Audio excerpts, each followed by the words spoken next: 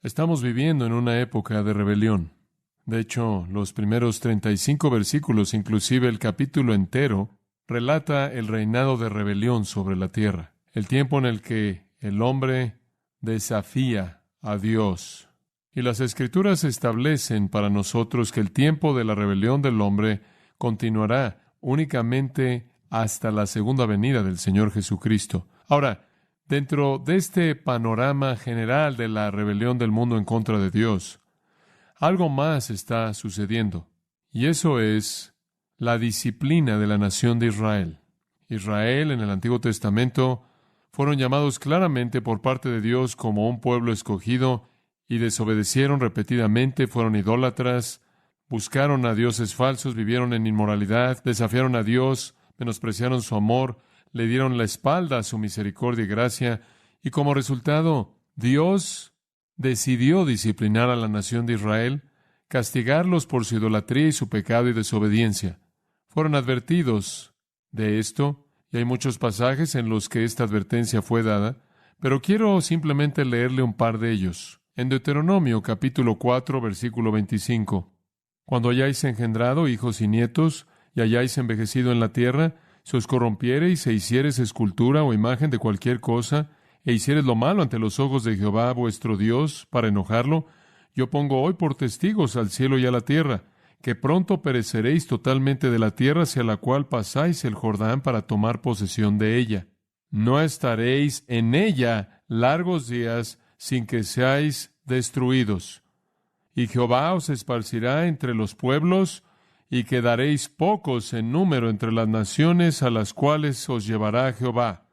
Y serviréis allí a dioses hechos de manos de hombres, de madera y piedra, que no ven, ni oyen, ni comen, ni huelen. Mas si desde allí buscares a Jehová tu Dios, lo hallarás, si lo buscares de todo tu corazón y de toda tu alma. Cuando estuviereis en angustia y te alcanzaren todas estas cosas, si en los postreros días te volvieres a Jehová tu Dios y oyeres su voz. Ahora, la Biblia dice que si Israel se corrompe y es idólatra y desobediente, serán esparcidos, y esa dispersión permanecerá hasta los postreros días. Y si en ese entonces, de manera honesta y genuina, buscan a Dios, se vuelven a Él y lo obedecen, serán restaurados a la promesa. En el capítulo 28 de Deuteronomio, encontramos una palabra muy parecida dada en el versículo 62. Y quedaréis pocos en número, en lugar de haber sido como las estrellas del cielo en multitud, por cuanto no obedecisteis a la voz de Jehová tu Dios. Así como Jehová se gozaba en haceros bien y en multiplicaros, así se gozará Jehová en arruinaros y en destruiros. Y seréis arrancados de sobre la tierra a la cual entráis para tomar posesión de ella. Y Jehová te esparcirá por todos los pueblos, desde un extremo de la tierra hasta el otro extremo, y allí servirás a dioses ajenos que no conociste tú ni tus padres, al leño y a la piedra. Y ni aun entre estas naciones descansarás, ni la planta de tu pie tendrá reposo, pues allí te dará Jehová corazón temeroso, y desfallecimiento de ojos y tristeza de alma. Y tendrás tu vida como algo que pende delante de ti, y estarás temeroso de noche y de día, y no tendrás seguridad de tu vida. Por la mañana dirás, ¿quién diera que fuese la tarde? Y a la tarde dirás, ¿quién diera que fuese la mañana? Por el miedo de tu corazón con que estarás amedrentado, y por lo que verán tus ojos. Ahora Dios dice, voy a castigarlos. Y van a desear que fuera la noche cuando sea de día, y van a desear que fuera el día cuando es de noche. Van a estar en agonía, y van a ser dispersados, y van a ser débiles, y van a ser pocos en número, si se corrompen a sí mismos. Ahora eso es exactamente lo que hicieron. Y todavía están dispersos por el mundo, y lo estarán hasta que sean restaurados en la venida del Señor Jesucristo. Ahora usted necesita entender este elemento de la historia, de lo contrario no puede entender la visión y la profecía de Daniel 11. Jeremías, el profeta, dijo que Israel sería llevado en la cautividad durante 70 años. Daniel había leído eso. Los 70 años habían llegado a un fin. Daniel esperaba de manera plena que toda la tierra de Israel fuera restaurada y que la ciudad de Jerusalén fuera reconstruida y que el templo fuera reconstruido y que todo el pueblo en la cautividad regresara. Pero no sucedió. Solo un pequeño remanente, 40,000 regresaron. La ciudad permaneció en ruinas y la nación no era nada significativo en absoluto. Y Daniel estaba muy decepcionado. Pensaba que la disciplina únicamente necesitaba durar 70 años. Pero como puede ver, esa fue únicamente la primera fase. Realmente nunca respondieron a esa disciplina y esa es la razón por la que nunca regresaron. Estaban inmersos en un estilo de vida pagano y realmente no estaban interesados en regresar a la tierra destruida que habían dejado. Y entonces este no era el final de su disciplina, únicamente era el principio. Ahora, cuando Daniel se da cuenta de que los 70 años se acabaron y cuando se da cuenta de que solo 40,000 han regresado, él hace lo que él siempre hizo. Él se puso de rodillas y comenzó a orar. Y su oración, en cierta manera, dijo: ¿por qué, Dios? ¿Por qué no ha pasado como yo pensé que pasaría? ¿Por qué las cosas no han pasado como yo pensé que pasarían? ¿Por qué es que todo este pueblo no ha regresado? ¿Por qué es que la ciudad no está siendo reconstruida, el templo siendo restaurado? ¿Por qué es que la gran y gloriosa tierra del pueblo de Dios es lo que solía ser? Y él está orando. Y finalmente, después de orar durante 3 semanas, la respuesta viene. Y usted recordará cómo vino. En primer lugar, en el capítulo 10, Daniel tuvo una visión del Hijo de Dios. Y él cayó sobre el suelo y sus piernas temblaron. Y él estaba temblando y él no podía hablar. Él literalmente fue devastado en la presencia del Hijo de Dios. Y después recordará que en el versículo 10, un ángel lo tocó y se levantó. Y el ángel le dijo: estoy aquí para darte la respuesta a tu oración. Me ha tomado 3 semanas porque tuve que pelear con un demonio en el espacio que estaba deteniéndome. Y Miguel tuvo que venir a mi rescate. Pero estoy aquí para darte el mensaje de Dios. Te voy a decir por qué es que todo mundo no regresó al final de 70 años. Te voy a decir por qué es que Jerusalén no ha sido restaurada a su gloria anterior. Te voy a decir por qué es que el muro no ha sido reconstruido, que la tierra no es lo que tú pensabas que sería. Y ese es el mensaje del capítulo 11 y hasta el capítulo 12. Y el mensaje de manera concisa es este: debido a que la disciplina de Israel va a continuar hasta el tiempo de la restauración o hasta el tiempo del Mesías cuando venga en su reino. Este únicamente fue el principio. Ahora, recordará usted por qué es algo importante entender en la apertura del capítulo 11, que el ángel que fue enviado por Dios para darle a Daniel este mensaje fue detenido por un demonio. Y Miguel, recordará, tuvo que venir y en cierta manera juntos pudieran derrotar a este demonio. El príncipe de Persia es llamado así, y procedieron con la misión. Y recordará que el capítulo 10 termina con este ángel diciéndole a Daniel acerca del conflicto angélico en particular que se está llevando a cabo en el espacio. Él dice, de hecho, en el versículo 20, cuando acabe contigo, tengo que regresar a la pelea con el príncipe de Persia. Ahora, Persia era la potencia que estaba gobernando a los hijos de Israel que todavía estaban en la cautividad. Debieron haber habido millones de ellos. Persia todavía los gobernaba. Y el príncipe de Persia fue un demonio que influenció a Persia, sin duda alguna, para oprimir y aniquilar a estos judíos. Entonces este ángel había sido asignado para contraatacar el ataque del príncipe de Persia y preservar al pueblo de Dios inclusive en su cautividad. Y entonces aquí se nos permite ver un conflicto angelical. Y el ángel dice en el versículo 21 que él y Miguel trabajaron juntos para proteger al pueblo de Dios. Y por cierto, cuando Israel sea restaurada finalmente y finalmente se le dé su reino, adivine quién es el personaje principal al hacer que todo esto suceda. Capítulo 12, versículo 1. Y en ese entonces Miguel se levantará, el gran príncipe, quien está del lado de los hijos de tu pueblo. Cuando llegue el día final, es de nuevo Miguel quien restaurará al pueblo. Y esto nos dice que a lo largo del tiempo de la disciplina de Israel, Miguel en particular y otros ángeles también han sido los protectores de la nación de Israel. Aunque han sido disciplinados, han sido preservados maravillosamente para una redención futura. Ahora, para comenzar en el capítulo 11, tenemos que ver el versículo 1 y realmente conectar el versículo 1 de regreso con el capítulo 10. También, y yo mismo, dice el ángel, en el año primero de Darío el Medo, estuve para animarlo y fortalecerlo. Esto es a Miguel. Ahora, es muy interesante. El ángel dijo, yo fui detenido por un demonio y Miguel tuvo que venir y rescatarme. Y esto es en el tercer año de Darío, como dice al principio del capítulo 10. Pero 2 años antes de eso, en el primer año de Darío, yo tuve que ir y ayudarle a Miguel. Entonces trabajan juntos. Ahora, ¿qué sucedió 2 años antes de esto? 2 años antes de esto fue cuando el decreto fue dado para que el pueblo regresara a la tierra. Y ciertamente en ese punto el príncipe de Persia quiso detenerlos para que no regresaran, y fue entonces cuando Miguel estaba trabajando y este ángel fue a ayudarlo, y juntos permitieron por lo menos que ese decreto se emitiera y 40,000 de ellos regresaran. Entonces, aquí se nos ayuda a entender un poco cómo es que los ángeles santos de Dios están ocupados preservando a su pueblo y cumpliendo la voluntad de Dios para el pueblo de Dios a pesar de la actividad demoníaca. Entonces Daniel es alertado al hecho de que él va a tener información acerca de lo que Dios tiene planeado para su pueblo, y viene a través de este ángel. Y además de eso, a Daniel se le da un entendimiento increíble del asunto entero, del hecho de que lo que sucede en la historia de Israel está siendo supervisado por seres angelicales poderosos. Ahora, esta es una confirmación maravillosa para Daniel, porque Daniel está a punto de oír que el pueblo de Dios, Israel, van a estar en un tipo de castigo, en un tipo de sufrimiento, de manera clara hasta que el Mesías venga, de manera clara hasta los últimos días, hasta el fin del tiempo. Y si van a estar bajo todo esto, por todo ese tiempo, es confortante saber que los ángeles santos van a ser sus protectores.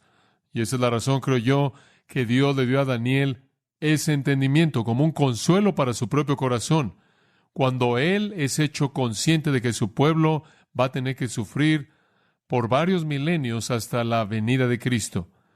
Ahora, habiéndonos dado este panorama de la operación protectora de los ángeles, el ángel ahora, comenzando en el versículo 2, comienza a desarrollar la revelación. Esta es la última revelación en el libro de Daniel, y revela la historia del sufrimiento del pueblo de Israel hasta la tribulación. Capítulo 12, versículo 1, comienza con la tribulación. Y el capítulo 12, versículos 2 y 3, usted tiene lo que sigue a la tribulación, la resurrección al reino. Entonces vemos, y esto es sorprendente, desde el capítulo 11, versículo 2, hasta el final del capítulo, el panorama de la historia desde el tiempo de Daniel hasta el tiempo del reino. Ahora, esto ha sucedido un par de veces más, ¿no es cierto?, en el libro de Daniel, en donde recibimos el flujo entero de la historia y lo volvemos a recibir aquí. Nada más que en este tiempo, en lugar de enfocarse en las potencias gentiles en particular, aunque se va a hacer referencia a ellas aquí, se enfoca en la nación de Israel y el sufrimiento que Israel soportará. Ahora le voy a dar un comentario a pie de página que quiero que recuerde. Los detalles de esta profecía, particularmente del versículo 2 hasta el 35, son tan precisos, son tan sorprendentes, son tan fáciles de verificar, que es esta sección de las Escrituras que ha sido la causa de todos los ataques en contra del libro de Daniel. Hay 2 libros principales en el Antiguo Testamento que son atacados por los críticos, Isaías y Daniel, y quieren negar las profecías que están ahí. Y en el caso de Daniel, del versículo 2 hasta el 35, Daniel profetiza acontecimientos específicos acerca de los imperios persas y griego. Ahora, escuche esto. Sabemos que sucedió porque conocemos la historia persa y griega. No hay duda al respecto. Tenemos muchas fuentes para eso. Y los críticos han descubierto que las profecías son tan precisas que por lo tanto han concluido que debieron haber sido escritas después de que estos acontecimientos sucedieron. Por lo tanto, toman el libro entero de Daniel y lo colocan después del cumplimiento, porque dicen que es imposible que alguien pudiera ser tan preciso. Ahora, claro, su suposición básica es que Dios no escribió la Biblia. Y su suposición secundaria es que Daniel fue un mentiroso, porque Daniel dijo que estaba recibiendo estas revelaciones por parte de Dios antes del tiempo. Entonces, tienen 2 problemas. Número 1, tienen a un Dios que no conoce el futuro. Y número 2, tienen a un hombre como Daniel, que tiene una virtud impecable, de quien los otros profetas dicen que fue uno de los 3 hombres más honorables que jamás vivieron, y lo están convirtiendo en un mentiroso de primer grado. Pero ¿no es interesante lo que los críticos tratan de hacer para evitar la realidad? Estas son profecías increíblemente precisas. Voy a tratar de hacer mi mejor esfuerzo por ayudarle a entender lo que está diciendo. Hay tanto aquí que, de hecho, ni siquiera pude formular un bosquejo. Y normalmente eso me es bastante fácil. Y trabajé y finalmente entendí que hay 5 reyes primordiales que se mencionan y todos sus nombres comienzan con A e inmediatamente me fui al paraíso. No podía creerlo. Fue tan maravilloso. Digo, tengo este problema en el que quiero hacer que todo rime en la primera palabra. ¿Por qué cree usted que nuestra familia es Mateo, Marcos, Marcy, Melinda, mamá y yo, y nuestro perro es Mut? No. Pero bueno, quiero llevarlo a lo largo de esto y mostrarle la profecía tan sorprendente que se predice aquí. Por cierto, hay muchas razones por las que sabemos que esto no pudo haber sido escrito en la fecha tardía. Todo tipo de razones. Razones lingüísticas, razones históricas, muchas razones. Y sobre todo porque Daniel no es un mentiroso y él es un hombre de demasiada virtud para eso, y debido a que Dios puede producir el futuro también como puede hablarnos del pasado. Muy bien, comencemos y vamos a avanzar a lo largo de este periodo de la historia que va desde el día de Daniel y vamos a llegar hasta el tiempo del anticristo. Rey número 1, Asuero, A-S-U-E-R-O, Asuero. Versículo 2. Y ahora, yo te mostraré la verdad. Aquí viene la revelación. He aquí, que aún habrá 3 reyes en Persia, y el cuarto se hará de grandes riquezas más que todos ellos, y al hacerse fuerte con sus riquezas, levantará a todos contra el reino de Grecia. Ahora el ángel dice, mira, van a haber 3 reyes, y después de esos 3 va a venir un cuarto, él va a ser más fuerte y más rico que los otros, y él va a tratar de levantarse contra la nación de Grecia. Ahora la profecía entonces se centra en el cuarto rey. Permítame tan solo decir esto como una nota. Hubieron más de 4 reyes en Persia, pero el ángel se concentra aquí en los clave. Hubieron 3 que gobernaron apenas antes de un cuarto, y ese cuarto fue el que guió un ataque serio contra Grecia, y eso es lo que debemos ver. El primero de esos 4 fue un hombre llamado Cambises, quien fue el hijo, por cierto, de Ciro, quien fue rey en este tiempo. El segundo, la historia nos dice, fue un hombre llamado Suedos Merdis. Él, por cierto, fue un usurpador y un impostor. Él se parecía tanto a Cambises que dijo decir Cambises y mediante todo tipo de engaño llegó al trono. El tercer rey fue un hombre llamado Darío Istapes. Y el cuarto fue llamado Jerjes, pero tuvo otro nombre, y su otro nombre fue Asuero. Él es el rey mencionado en el libro de Esther. Él es uno de los más grandes gobernantes orientales de todos los tiempos. Él tuvo una riqueza inmensa. Él estuvo a cargo del ejército más grande en el mundo antiguo. De hecho, él estuvo a cargo del ejército más grande que conocemos en la historia antigua. Y decidió que él quería atacar a Grecia. Los otros 3 reyes estaban inclinándose en esa dirección, y de hecho ese tercer rey, Istapes, en cierta manera atacó de manera pequeña a Grecia, pero este cuarto realmente agitó todo lo que tenía en contra de la nación de Grecia. Por cierto, él fue derrotado de manera total y devastadora por el poder de Grecia, y los griegos nunca lo olvidaron. Después de eso, 150 años pasaron, y muchos otros pequeños reyes vinieron, pero nunca olvidaron lo que Asuero hizo, y 150 años después los griegos finalmente se organizaron y decidieron vengarse en base a lo que este hombre había hecho 150 años antes, y vinieron. Y cuando vinieron guiados por otro rey, cuyo nombre es Alejandro, y él es el segundo rey. Alejandro, versículo 3. Claro, usted sabe que después del imperio persa vinieron los griegos. Se levantará luego un rey valiente, el cual dominará con gran poder y hará su voluntad. Un hombre valiente, ningún otro que Alejandro el Grande de Grecia. Todos los comentaristas bíblicos están de acuerdo con que a él se refiere aquí. Él se vengó por lo que sucedió antes con Grecia. Él se apoderó del imperio persa entero.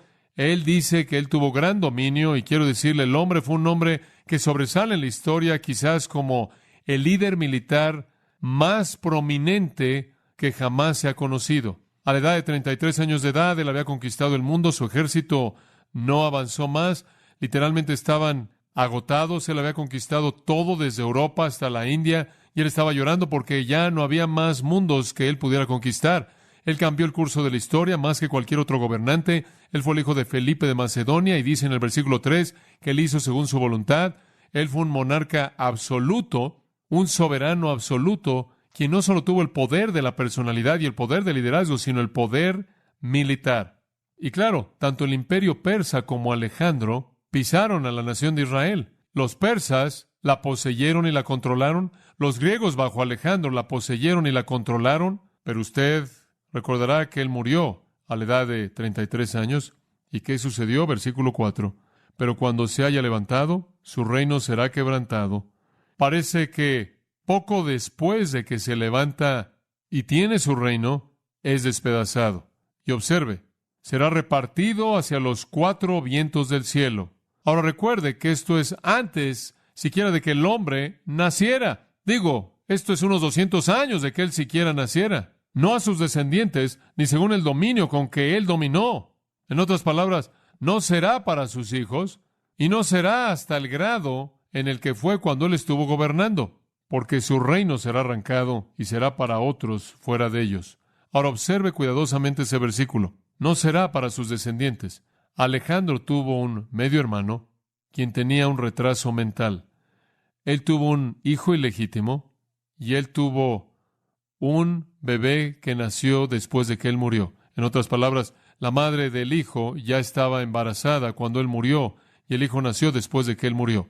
Los 3, su medio hermano que sufría de retraso mental, su hijo ilegítimo y su bebé que acababa de nacer, los 3 fueron asesinados y él no tuvo descendencia.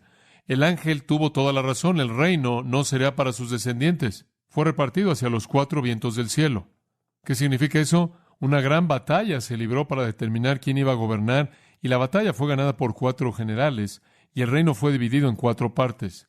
Casandro tomó Macedonia. Lisimaco tomó Tracia y Asia Menor. Ptolomeo, recuerde eso, tomó Egipto. Y Seleuco tomó Siria. Egipto está al sur de Israel. Siria está ¿dónde? Al norte de Israel. Esos 2 se convierten en los que nos enfocamos en el resto del capítulo, porque son los que rodean a la nación de Israel.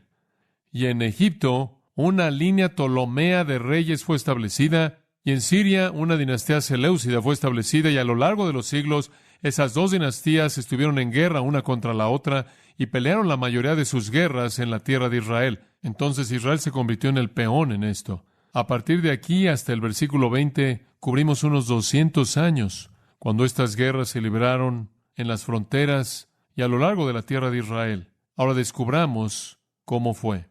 Por cierto, cada uno de ellos tuvo un dominio que se disminuyó, por lo tanto, lo que él dijo, que no sería según el dominio de él, se cumplió. Cada uno de los 4 tuvo un dominio que fue disminuido. Muy bien, ahora llegamos al 5. ¿Y será fuerte el rey del sur? ¿Quién sería ese? Esos serían los Ptolomeos en Egipto, porque todo geográficamente es indicado en referencia a Israel. Notará ahí en el versículo 6, a la mitad del versículo, el rey del norte. Eso es Siria. Ahora, recuerde esto. Va a haber por muchos versículos ahora al rey del sur, al rey del norte. Eso no necesariamente significa un rey. Vamos a atravesar por muchos reyes diferentes en la dinastía seleucida y muchos reyes diferentes en la dinastía ptolomea. El punto es que el rey del sur, el rey del norte, simplemente es el que esté reinando en ese entonces. Pero quiero que observe cómo se desarrolla esto de manera fabulosa. Y será fuerte el rey del sur, esa sería la dinastía ptolomea, y será fuerte el rey del sur, mas uno de sus príncipes, esto es de los príncipes de Alejandro, será más fuerte que él, y será poderoso, su dominio será grande. Al cabo de años harían alianza, y la hija del rey del sur vendrá al rey del norte para hacer la paz. Ahora, permítame explicarle. La dinastía seleucida está construida en el norte. La dinastía ptolomea es desarrollada en el sur. La dinastía ptolomea comienza un poco más poderosa, pero no pasa mucho tiempo hasta que el norte se vuelve más poderosa conforme la expansión del norte se desarrolla. Finalmente las dos se dieron cuenta de la tensión que existía, y entonces en el versículo 2 dice que van a hacer una alianza. ¿Y cómo lo hacen? Esta era la manera antigua de hacer una alianza. La hija del rey del sur viene al rey del norte para hacer un acuerdo. Usted le da a su hija a la nación con la que quiere hacer un tratado. Ella se casa con el hombre y usted espera que eso produzca el tipo de relación correcta. Y eso es exactamente lo que sucedió. El ángel estaba en lo correcto. Antíoco Teos. ¿Puede imaginar tomar el nombre de Antíoco Teos? Teos significa Dios. Eso le muestra a usted el tipo de problema que él tuvo. Antíoco Teos, quien fue el tercer rey de Siria, necesitaba hacer un tratado con Egipto. El rey de Egipto fue un hombre llamado Ptolomeo Filadelfo. Y entonces decidió que lo que él quería hacer era casarse con la hija del rey de Egipto, o el rey del sur. Desafortunadamente, él ya era casado, pero ese no fue problema. Él se divorció de su esposa, y se casó con esta hija del rey del sur. Bueno, su esposa no estaba muy contenta por esto, entonces ella asesinó a su esposa nueva. Ella no solo asesinó a su nueva esposa, sino que también asesinó a todas sus sirvientes. Y ella lo envenenó y lo mató. A la mitad del versículo 6 dice, pero ella no podrá retener la fuerza de su brazo, ni permanecerá él, ni su brazo. En otras palabras, el poder de ambos, todo esto se desmoronó, porque será entregada a ella y los que la habían traído, asimismo su hijo, y los que estaban de parte de ella en aquel tiempo. En otras palabras, toda persona involucrada se va a ir. Y eso es exactamente lo que sucedió. Ahora, esto llevó el trono en el norte, porque ahora el rey Seleucida, Antíoco Teos, está muerto, y entonces esto llevó al trono a un hombre llamado Calínico. Observe el versículo 7. Pero un renuevo de sus raíces, esto es, de las raíces de la esposa asesinada, Berenice, hubo un hombre llamado Ptolomeo Euérgetes. Y dice, creo que es en el versículo 8, no, es en el versículo 7, que se levantará sobre su trono. No sé si me está entendiendo, pero sígame. De la rama de las raíces de la esposa asesinada viene un hermano del sur, y él viene con un ejército. Y él viene en contra de Calínico y lo derrota. Y el versículo 8 dice, esto es lo que quiero que vea, y aun a los dioses de ellos, sus imágenes fundidas y sus objetos preciosos de plata y de oro, llevará cautivos a Egipto. Ahora la historia nos cuenta todo acerca de esto.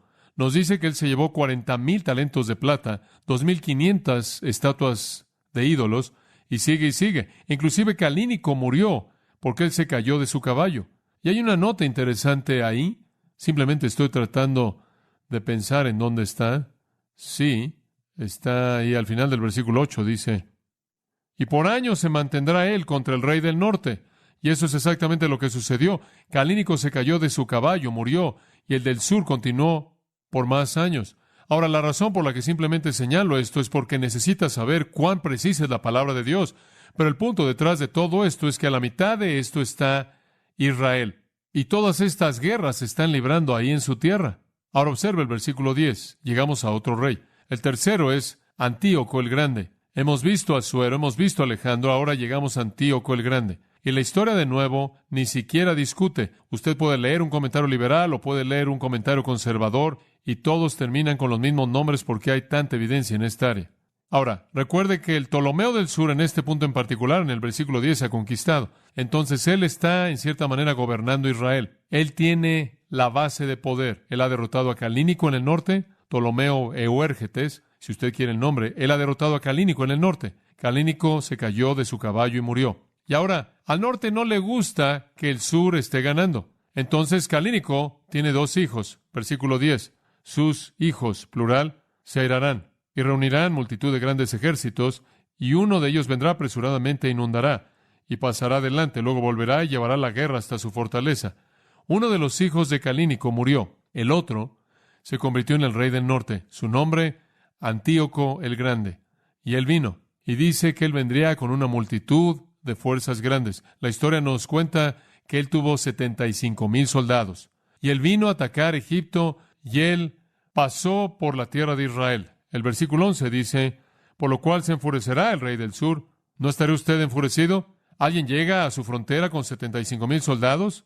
Y saldrá y peleará contra el rey del norte, y pondrá en campaña multitud grande. Y entonces la multitud comienza una pelea. Ahora, el rey del sur es Ptolomeo, también llamado Filópator. Él tiene 73,000 hombres, la historia nos dice, 5,000 de caballería, y también tuvo 73 elefantes. Usaban elefantes para derribar cosas y para llevar cosas y demás. Y entonces esta guerra tremenda se lleva a cabo. Versículo 12. Y al llevarse él, y el él aquí es muy difícil de entender aquí a menos de que usted conozca la historia, y entonces vamos a explicarlo lo más rápido que podamos. Y al llevarse la multitud, se elevará su corazón y derribará muchos millares, mas no prevalecerá. El rey del sur fue muy eficaz en la batalla. La historia dice que causaron que el norte, Antíoco el Grande, perdiera a 10,000 soldados de a pie, 300 de caballería y 5 de sus elefantes. Esto lo sabemos por el historiador Polibio. Pero esto realmente no fortaleció al rey del sur, simplemente hizo que el rey del norte se enojara más. Y entonces, en el versículo 13, el rey del norte va a regresar. Y el rey del norte volverá a poner en campaña una multitud mayor que la primera. Y al cabo de algunos años, vendrá. Sorprendente. Fueron 13 años después que él regresó, exactamente como el ángel lo había dicho, con un gran ejército y grandes riquezas, y él vino para vengarse. Versículo 14. En aquellos tiempos se levantarán muchos contra el rey del sur.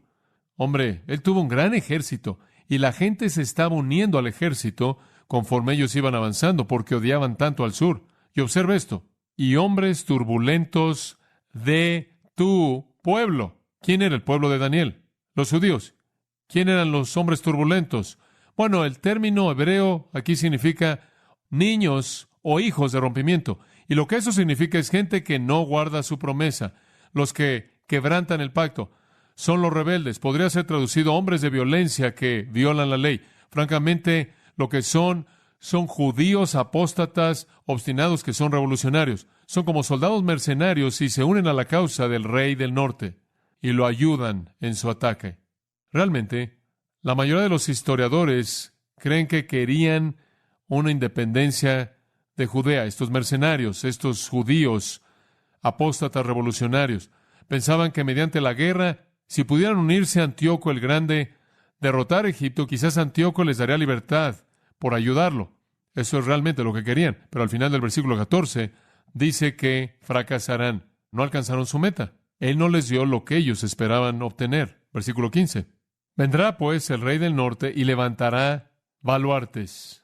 Y sigue para describir cómo es que la batalla se lleva a cabo. Y por cierto, si usted quiere saber quién ganó, es muy simple. El norte ganó. El norte literalmente le ganó al sur, destruyéndolos. Y después, versículo 16, esta es la clave. Y el que vendrá contra él hará su voluntad, y no habrá a quien se le pueda enfrentar. Este es el rey del norte, Antíoco el Grande, y estará en la tierra gloriosa. ¿Qué es la tierra gloriosa? ¿Qué tierra es esa? Esa es la tierra de Israel. Y aquí de nuevo vemos lo mismo. Ellos no obtuvieron su independencia, los mercenarios no obtuvieron lo que querían. Lo único que obtuvieron fue dominio por parte del poder sirio del norte, los seleucidas. Antíoco el Grande tuvo un dominio largo sobre Palestina. Ahora él fue un hombre inteligente porque algunos de ellos lo habían ayudado en la batalla con el sur. Él les dio algo de dinero. Él los trató con algo de favor, pero él básicamente fue el que los capturó. Él decide en el versículo 17 fortalecer su poder y mantener Egipto de su lado. Entonces, él hace algo que es algo interesante. Afirmará luego su rostro para venir con el poder de todo su reino y le dará una hija de mujeres. Ahora, ese probablemente es un término que se refiere a alguien quien es la cúspide de la feminidad. Él escoge a una persona absolutamente hermosa. De hecho, resultó ser su hija, quien se llamaba Cleopatra, y él dio a Cleopatra al rey Ptolomeo, y él dijo, aquí está, tómala y cásate con ella, como una señal de buena fe. Y lo que realmente quería era plantar a una espía en el palacio. Pero ¿sabe usted lo que sucedió? Ella amó más a su marido que a su padre, y todo el plan fracasó. El versículo 17 dice al final, pero no permanecerá, ni tendrá éxito. Entonces no funcionó. Ahora, usted pregunta, ¿por qué la Biblia coloca esto aquí? Simplemente para mostrarle cómo Dios conoce de manera absoluta la historia antes de que suceda. Si usted por un minuto cree que algo sucede en la historia que esté fuera del control de Dios, usted está mal. Él determina todas las fronteras de las naciones. La historia es, como alguien dijo, la historia de Él. Versículo 18. Volverá después su rostro a las costas. ¿Y sabe lo que sucedió? Una vez que Antíoco el Grande había conquistado esa parte del mundo, él decidió ir a las costas, y eso significaba las islas mediterráneas y las fronteras de Grecia. Él iba tras Grecia. Bueno, ¿sabe usted quién tenía el poder ahí para este entonces? Roma. Y entonces, conforme él dirige su rostro hacia la costa y se lleva a muchos, mas un príncipe hará cesar su afrenta y aún hará volver sobre él su oprobio. Lo que eso simplemente significa es que lo metió en conflicto con Roma, el príncipe, y Roma lo desvió de manera total. En el 190 a.C. él fue desviado por los soldados romanos. Versículo 19. Luego volverá su rostro a las fortalezas de su tierra, mas tropezará y caerá, y no será hallado. ¿Sabe usted lo que él hizo después de que Roma lo derrotó? Él estaba tan molesto que regresó a su propia tierra, y en una muestra de enojo, él trató de saquear el templo en su propia tierra y robar todos los tesoros que estaban ahí, y la gente se enojó tanto que lo asesinaron ahí mismo en el lugar, y él no fue hallado más. Él fue seguido por otro gobernante. Versículo 20. Esto es interesante. Y se levantará en su lugar uno que hará pasar un cobrador de tributos, un hombre que levantaba impuestos. Ahora, ¿qué es lo que eso significa? ¿Sabe qué? Cuando Roma lo derrotaron, dijeron a partir de ahí, Siria van a pagarle impuestos a Roma. Y les demandaron que pagaran 1,000 talentos de manera periódica al poder romano. Por lo tanto, el próximo rey tenía que levantar impuestos. Exactamente lo que Dios dijo que sucedería, sucedió. El detalle es emocionante. La Biblia es precisa. Entonces conocemos a Asuero, Alejandro, Antíoco el Grande, en cuarto lugar, Antíoco Epífanes. Ahora realmente vamos a volar a lo largo de así que agárrense de su asiento. Antíoco Epífanes, y no quiero enredarme en muchos detalles, pero quiero que entienda el mensaje. Y todo esto fue escrito por Dios, y Él tiene un propósito al hacerlo. Y se levantará, y le sucederá en su lugar un hombre despreciable. ¿Le gustaría a usted que ese fuera su epitafio o para su presentación? Una persona despreciable, vil, putrefacta, miserable. Y él va a estar en el lugar de Antíoco el Grande, al cual no darán la honra del reino, no se lo dan, pero vendrá sin aviso y tomará el reino con halagos. ¿Sabe usted que Antíoco Epífanes, a quien se hace referencia aquí, no tenía derecho a reinar, no tenía un derecho legítimo al trono?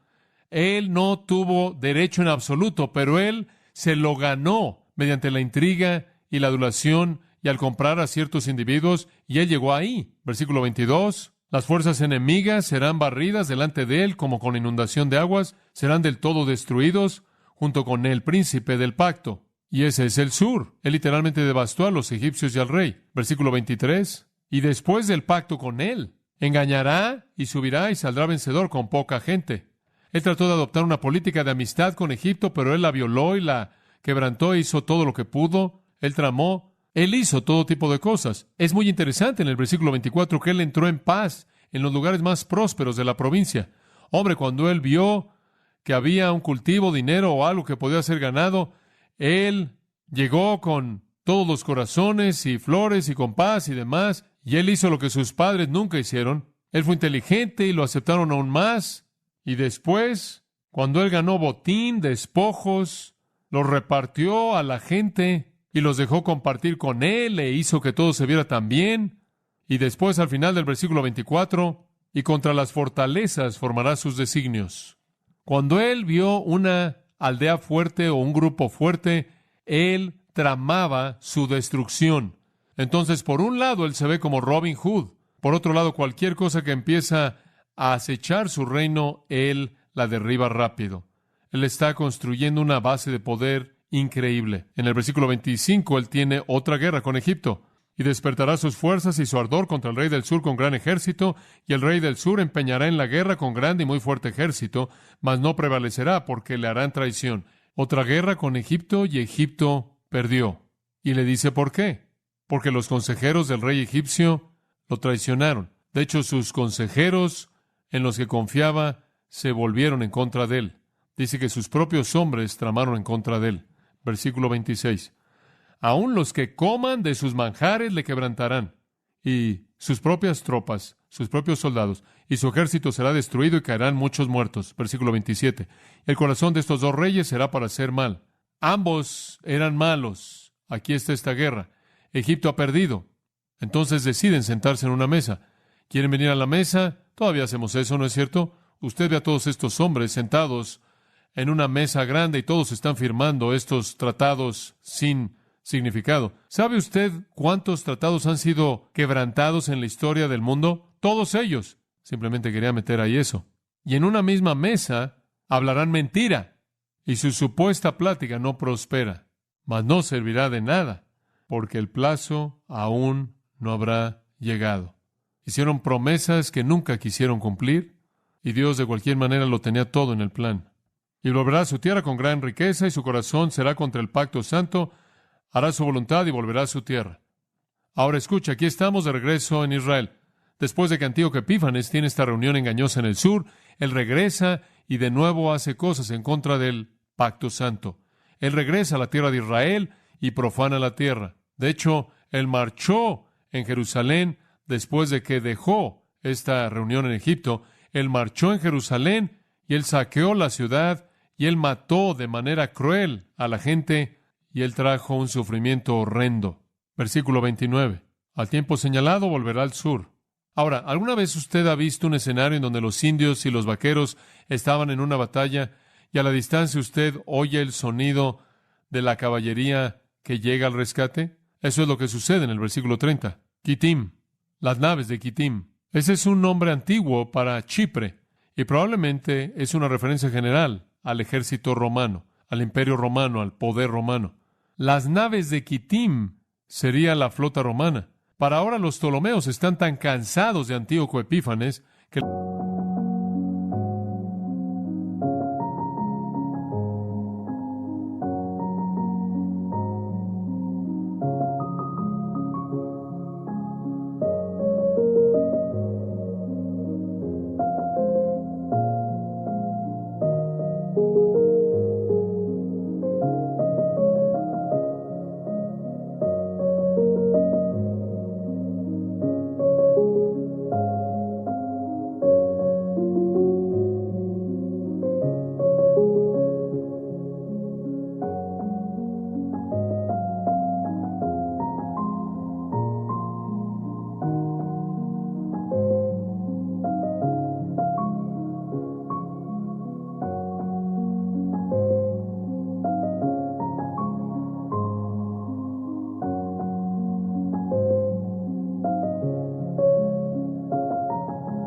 le dicen a Roma, envíanos una flota. Y entonces lo hacen y vienen en contra de Antíoco. Él está triste y regresa porque él no puede hacer nada en contra de Egipto debido a la flota romana que él teme. Entonces, ¿qué hace él? Versículo 30, observa esto. Y se enojará contra el pacto santo, en contra del pacto santo. Él inclusive regresa y se entenderá o tiene reuniones especiales, observa esto, con los que abandonen el santo pacto. Él regresa con estos judíos apóstatas. Él comienza a buscar apoyo de ellos. Y después sucede. Después realmente sucede. Versículo 31. Y se levantarán de su parte tropas que profanarán ¿el qué? El santuario y la fortaleza y quitarán el continuo sacrificio y pondrán la abominación desoladora. Él está tan frustrado ahora por los romanos que él regresa al lugar de Israel. Va de regreso a Jerusalén. Lo primero que hace es que él coloca a guardias alrededor del templo. Nadie puede adorar. Él detiene el sacrificio. Él detiene toda la adoración. Y después, en un día de reposo dado, él envía a sus soldados a la ciudad y él mata a todos los niños que pueden encontrar. Y después él mata a todas las mujeres. Y después él hace que la idolatría pagana sea obligatoria. Y después él hace que desfilen los supuestos atletas desnudos ahí en los alrededores del templo. Él impone la cultura griega sobre los judíos. Él levanta una estatua del dios principal de los griegos, Zeus, en el altar mismo en el templo. Él mata a un cerdo en el altar en el templo y hace que los sacerdotes coman puerco. Esta es la abominación desoladora. Él abomina el templo para desolarlo. Y él inclusive tuvo algunos judíos ahí con él. Versículo 32. Con lisonjas seducirá a los violadores del pacto. Encontró a algunos judíos apóstatas, inclusive para estar de acuerdo en involucrarse. Pero al final del versículo 32, mas el pueblo que conoce a su Dios se esforzará y actuará. El pueblo que realmente conoce a Dios resistió. Ahora quiero leer el versículo 33 y 34. Y los sabios del pueblo instruirán a muchos, y por algunos días caerán espada y a fuego, en cautividad y despojo. Y en su caída serán ayudados de pequeño socorro, y muchos se juntarán a ellos con lisonjas. El ángel dice, Daniel, si crees que los 70 años son el fin, no lo has entendido. Serán 70 años. Y después, al final de esos 70 años, habrá un Asuero, quien dominará tu tierra. Y después habrá un Alejandro, quien dominará tu tierra. Y después habrá un Antíoco el Grande, quien pisará tu tierra. Y después habrá un Antíoco Epífanes. Y por cierto, Epífanes fue el nombre que él se dio a sí mismo. Significaba grande. Y lo llamaban Epímanes, lo cual significaba maníaco, hombre loco. Siempre habrá esto y finalmente culminará en una profanación que va más allá de lo que puedes tú creer. Y dice en el versículo 33, caerán por la espada, por fuego, por cautividad, por robo. Y eso es exactamente lo que sucedió. Pero versículo 34, y en su caída serán ayudados de pequeño socorro. ¿Qué fue eso? Durante este tiempo de persecución horrible, fue un homicidio masivo de los judíos en su tierra por parte de Antíoco Epífanes. De hecho, él es llamado el anticristo del Antiguo Testamento, porque él es un retrato tan claro del anticristo. Se levantó un grupo de judíos que fueron conocidos como los jasídicos. ¿Alguna vez ha oído usted de un judío jasídico? Ese es un término que salió del período macabeo. Este grupo de jasídicos eran fieles a la ley. Se habla de ellos en los macabeos. Primero de Macabeos, capítulo 2. Tuvieron un líder y su líder fue Judas Macabeo. Este es un tiempo de la historia del que no se habla en la Biblia. Ocurrió en los 400 años entre el Antiguo y Nuevo Testamento. Pero Judas Macabeo pudo guiar una revolución exitosa y él es el que ayudó con un poco de socorro. Fue tan solo un alivio temporal de la persecución. Y por cierto, Judas Macabeo atrapó a todos esos judíos apóstatas y los trató con severidad sangrienta. Pero como muchas revoluciones, dice al final del versículo 34, se juntaron con ellos muchos por lo que podían obtener. Algunas personas siguieron la revolución para conseguir sus propios fines. Versículo 35. También algunos de los sabios caerán para ser depurados y limpiados y emblanquecidos. Ahora espera un minuto. ¿Por qué es que todo esto está pasando? ¿Por qué estás haciendo esto, Dios? Aquí está, para ser depurados, para ser limpiados, para ser emblanquecidos. ¿Qué significa eso? Para quemar el pecado, ¿verdad? Para quemar la escoria. Nada es tan eficaz en acercar a la gente a Dios como el sufrimiento. ¿Entiende usted eso? Cuando usted está frente a la destrucción inevitable, sus pensamientos se corrigen. Vi la televisión esta tarde. Un hombre estaba de pie frente a una casa que se estaba quemando ahí afuera en Bradbury, en donde la casa se había quemado hasta quedar en cenizas. Con lágrimas en sus ojos, el hombre le dijo, ¿qué pensaste cuando viste eso? Él dijo, te voy a decir una cosa. Hace que un hombre piense mucho en morir. Es correcto. Y cuando usted piensa en morir, usted comienza a pensar en la inevitabilidad del juicio, para ser depurados y limpiados y emblanquecidos, hasta el tiempo determinado, porque aún para esto hay plazo. Dios le dio a Daniel, a través de este ángel, el panorama más increíble del sufrimiento de los judíos a lo largo del reinado de los persas y el reinado de los griegos.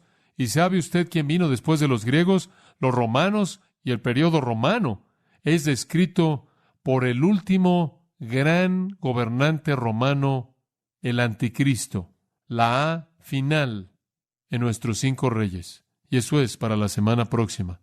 Pero Dios lo ha ordenado todo.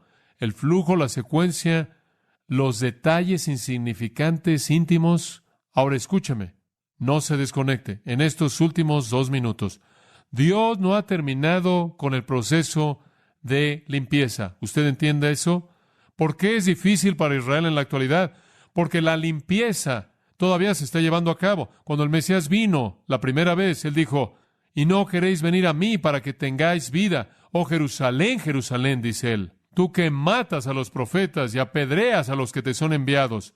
¿Cuántas veces quise reunirte como la gallina reúne a sus polluelos, pero no quisisteis? En Romanos 10:21, Pablo hablando las palabras de Dios. Todo el día he estirado mis manos a un pueblo desobediente y contradictor. Todavía no se han vuelto a Dios, pero ¿quieres saber algo? El sufrimiento es un sufrimiento de gracia. Dice usted, ¿por qué dices eso, John? Simplemente por esta razón. Dios tiene todo derecho para olvidarlos, ¿no es cierto? Pero no lo hace. Dios tiene todo derecho de decir, debido a su prostitución constante, debido a la desobediencia incesante, les doy la espalda para siempre, porque han conocido tanto, han recibido tanto, han tenido tanto. De ustedes eran los pactos y las promesas, porque lo han tenido todo, y debido a que han tenido todo, y me han dado la espalda, se acabó.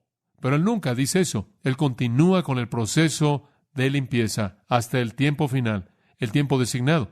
Y el tiempo vendrá. Y en ese tiempo futuro, al final, Pablo dice en Romanos 11, entonces todo Israel será ¿qué? Salvo. ¿No es eso maravilloso? Zacarías el profeta vio eso. En el capítulo 12, versículo 10, él dijo, derramaré sobre la casa de David y sobre los habitantes de Jerusalén el espíritu de gracia y súplica, y mirarán a mí a quien traspasaron, y llorarán por él como quien llora por su único hijo, y estarán en amargura por él, como aquel que está en amargura por su primer hijo. Y en ese día habrá gran lloro en Jerusalén. El día vendrá cuando llorarán y gemirán en la agonía del reconocimiento, cuando vean que aquel a quien traspasaron fue ningún otro que su propio Dios. ¿Y qué sucederá? Zacarías dice, en ese día se abrirá fuente a la casa de David y a los habitantes de Jerusalén para el pecado y para la inmundicia. Dios los va a alabar. Es correcto. En aquel día. Van a llegar a un día de arrepentimiento genuino y Dios va a darles un día de salvación verdadera. Ese día está por venir. Gloriosamente, amados, todo termina en el reino para Israel. Pero tiene que haber un tiempo largo de limpieza. ¿Sabe? Es maravilloso pensar en algo, y vamos a llegar a esto cuando entremos a Romanos, que durante este tiempo de limpieza, Pablo dice en Romanos, capítulo 11, versículos 1 al 6, siempre habrá un remanente. Y hay un remanente en la actualidad, ¿no es cierto? La nación está siendo limpiada. Muchos de ustedes que están sentados aquí son parte de ese remanente, ¿verdad? Ustedes son judíos y ustedes conocen y aman al Señor Jesucristo. Ahí a la mitad del pasaje que habla de la disciplina de Israel en Romanos está esta gran palabra. Porque todo aquel que invocare el nombre del Señor será, ¿qué? Salvo. Y a lo largo de la era persa y la griega y la romana hasta el reino siempre habrá ese remanente de Israel. Porque Dios es un Dios de gracia. Y después al final, esto es lo que dice Isaías que sucederá. El Redentor vendrá de Sión y aquellos que se vuelvan de la transgresión en Jacob. En cuanto a mí, este es mi pacto con ellos, dice el Señor. Mi espíritu que está sobre ti, mis palabras que he colocado en tu boca, no dejarán tu boca, ni de la boca de tu simiente, ni de la boca de la simiente de tu simiente, dijo el Señor. En otras palabras, el Señor dijo, yo lo redimiré, y esa palabra nunca cambiará. Nunca. ¡Qué gran promesa! Sí, es un tiempo de disciplina para ellos, pero sean animados. Miguel está cuidando de ellos, y yo estoy cuidando de ellos, dice este otro ángel. Y va a venir un día cuando Miguel defienda al pueblo de Dios, y un día cuando el Espíritu descienda sobre ellos, y sean redimidos y reciban su reino. Pero, mientras tanto, debe haber una disciplina. Amados, mi palabra para ustedes al cerrar es esta. Espero que tengan un corazón por el pueblo judío. Espero que se den cuenta de que ese remanente está ahí y que Dios nos llama a alcanzarlos. Un himno misionero antiguo lo expresó de esta manera. ¿Acaso nosotros cuyas almas son alumbradas con sabiduría desde lo alto, acaso nosotros le negaremos a almas la lámpara de la luz? Oremos juntos. Padre, te damos gracias de nuevo en esta noche por el estudio de tu palabra. Sabemos que este ha sido un estudio que demanda nuestra concentración y no podemos recordar todas las partes individuales, pero tenemos esta realidad abrumadora en nuestras mentes de que tú controlas la historia, todo acontecimiento, que tu palabra puede predecir el futuro y cuando habla del futuro es absolutamente preciso hasta el detalle más minúsculo. Y estamos abrumados por su precisión y percibimos que si es precisa acerca de eso, es precisa acerca de nosotros también, y que sus verdades espirituales son igual de verificables. Y percibimos, Señor, que la historia está siendo dirigida por un plan divino. Y volvemos a recordar que tú estás disciplinando a tu pueblo Israel, y lo vemos simplemente al leer los periódicos, oír las noticias, ver su lucha por sobrevivir, ver al mundo árabe presionándolos, al oso ruso amenazándolos al norte. Vamos a ver la próxima semana cómo todo eso sucede. Percibimos, Señor, la disciplina que han vivido por todos estos siglos, pero hemos vuelto a recordar tu promesa interminable que tú redimirás a tu pueblo y que tu palabra nunca cambiará. Padre, mientras tanto, que seamos fieles en compartir con ese remanente el mensaje de que todo aquel que creyere en el Señor Jesús será salvo.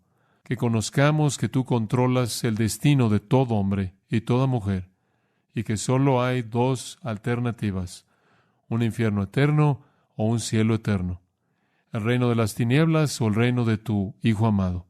Dios, ayúdanos a tomar la decisión correcta por causa de Cristo. Amén. Esta noche regresamos otra vez al 11º capítulo de Daniel. Mi corazón simplemente está emocionado otra vez en esta noche por su fidelidad al estar con nosotros y tener una congregación llena. Es maravilloso, simplemente me bendice. Le doy gracias a Dios por todos ustedes y por el hambre que tienen en sus corazones por conocer su palabra bendita. Daniel capítulo 11, versículos 36 al 45. Este pasaje en particular ha sido estudiado mucho por estudiantes de la profecía, teólogos, expositores bíblicos, maestros bíblicos, pastores.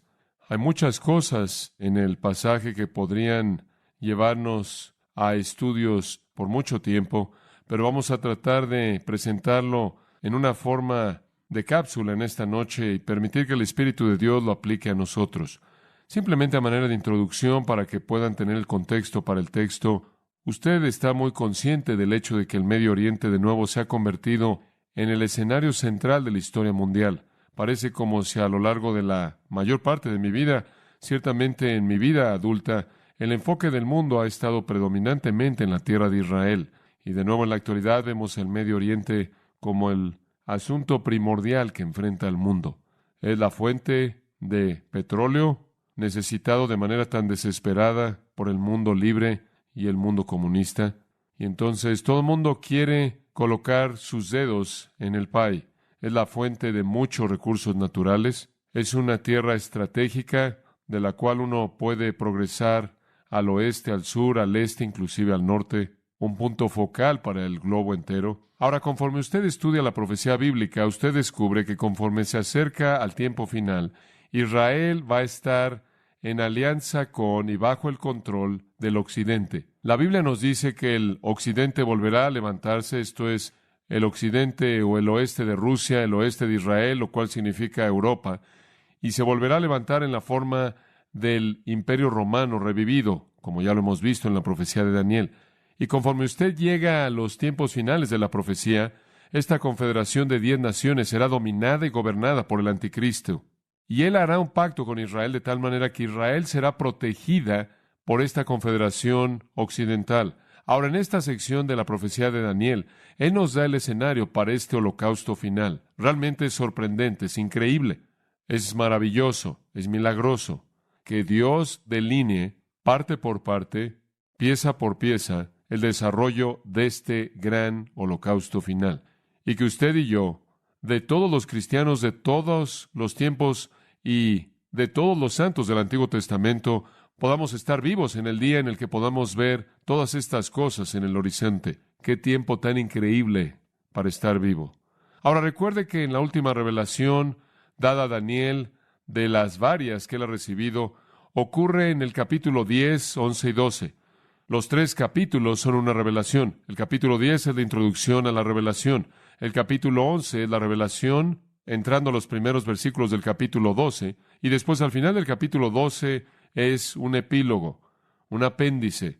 Entonces, usted tiene una introducción en el capítulo 10, básicamente la revelación en el 11 y la conclusión en el 12. Mantenga en mente también que esta revelación está relacionada con la nación de Israel.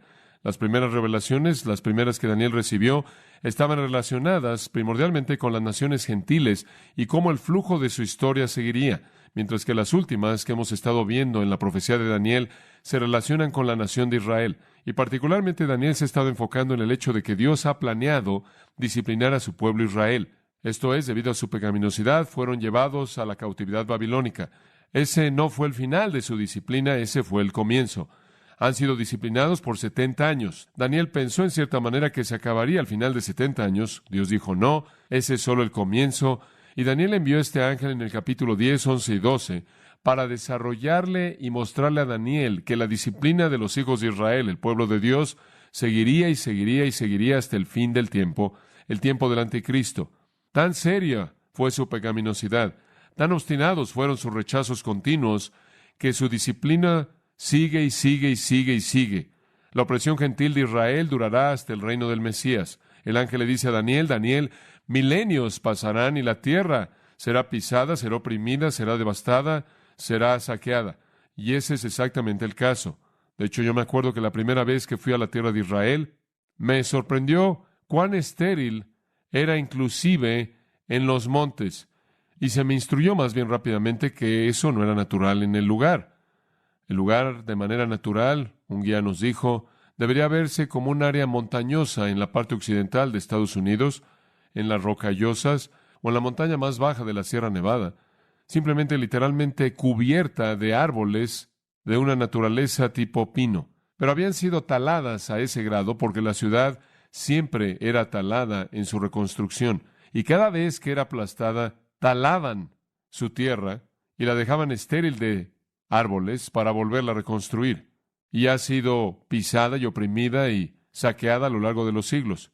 Ahora, conforme hemos estado viendo en el desarrollo de esta profecía, hemos estado oyendo ese mensaje por parte del ángel. Ahora, usted recordará que en los primeros 35 versículos del capítulo 11, los cuales, por cierto, no vamos a repasar, puede estar seguro de eso, esa fue una parte larga, pero los primeros 35 versículos nos presentan a detalle la opresión del pueblo de Dios y la tierra de Israel bajo las eras persa y griega. Y la última vez vimos cuán preciso, con qué detalle esa profecía fue. El flujo de ese periodo, recordará usted, fue marcado por una serie de monarcas clave, una serie de reyes clave que oprimieron la tierra y al pueblo.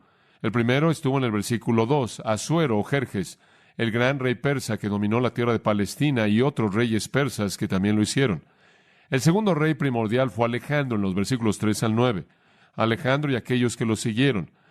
El gran mundo conquistado por los griegos, que fundaron la dinastía seleucida y la dinastía de los Ptolomeos, los seleucidas al norte y los Ptolomeos al sur, y entre ambos literalmente dominaron y oprimieron la tierra durante cientos de años. Después el tercer rey fue Antíoco el Grande. En los versículos 10 al 20, el gran rey seleucida que tuvo el control duradero. Los primeros reyes seleucidas y Ptolomeos, en cierta manera, pisaban aquí y allá la tierra de Israel, y después Antíoco entró, Antíoco el Grande, y en cierta manera tuvo un control duradero sobre Israel. Después, en el versículo 21, conocimos al último de los primeros 4 reyes, Antíoco Epífanes, el siguiente en la línea seleucida que gobernó a Palestina. Y él fue una persona vil, dice el versículo 21, una persona vil. Él oprimió, profanó, mató, devastó a los judíos, su pueblo, su templo, su adoración, todas esas cosas.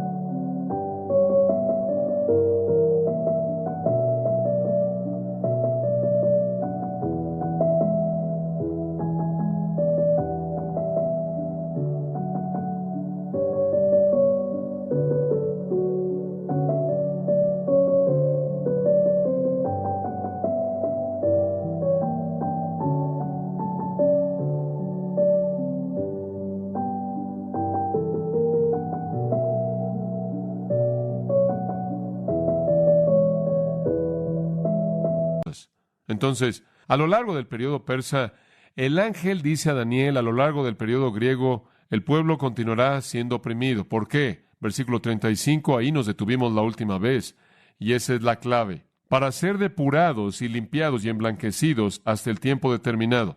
El propósito entero de todo esto fue la limpieza del pueblo de Israel, fue su purificación espiritual. Es para refinarlos. Dios siempre ha usado el sufrimiento para hacer eso. Inclusive en el Nuevo Testamento, Pedro escribe, el Señor os perfeccione después de que hayáis padecido por un poco de tiempo. Santiago escribe, la prueba de vuestra fe produce paciencia y la paciencia su obra perfecta. La limpieza, la purificación del sufrimiento hasta el tiempo del final. Entonces el ángel dice, Daniel, estás confundido porque los 70 años ya acabaron y únicamente 40,000 regresaron. El resto se han quedado incrustados en Babilonia y ni siquiera están interesados en Dios. Y los que regresaron no pueden reconstruir la ciudad, son un pueblo débil. Y tú te estás diciendo a ti mismo, pensé que había acabado. Y el ángel dice, no se ha acabado, continuará hasta el final del tiempo. Y después lo lleva a lo largo del periodo persa y a lo largo del periodo griego. Y le dice, todo esto es para la limpieza y para emblanquecer o la limpieza del pueblo de Dios hasta el tiempo del final. Ahora, al llegar al versículo 36, saltamos por los siglos hasta llegar al rey final, el anticristo. Y lo conocemos en los versículos 36 al 45. Hemos visto la era persa, la era griega, y ahora vemos la forma final de la era romana. El capítulo final de la disciplina del pueblo de Israel. Y este personaje sorprendente será todo el poder malo de Asuero, Alejandro, Antíoco el Grande, Antíoco Epífanes combinados y más. Él es el Cristo falsificado, quien hace un tratado o pacto o alianza con Israel. Él promete protegerlos, él alinea a Israel con el occidente y después a la mitad de la tribulación de 7 años, él rompe ese pacto, él profana su templo, él profana su religión, él blasfema a su Dios y precipita el holocausto del Armagedón, el cual acaba en el regreso de Jesucristo. Ahora, comenzando en el versículo 36, hay una división clara. Él nos es presentado al final del versículo 35. Hasta el tiempo determinado, porque aún para esto hay plazo. Esa es la frase clave. Esto va a seguir hasta el tiempo del final. Hasta este punto la profecía ha tratado con la historia pasada. Ahora llegamos a una escena diferente.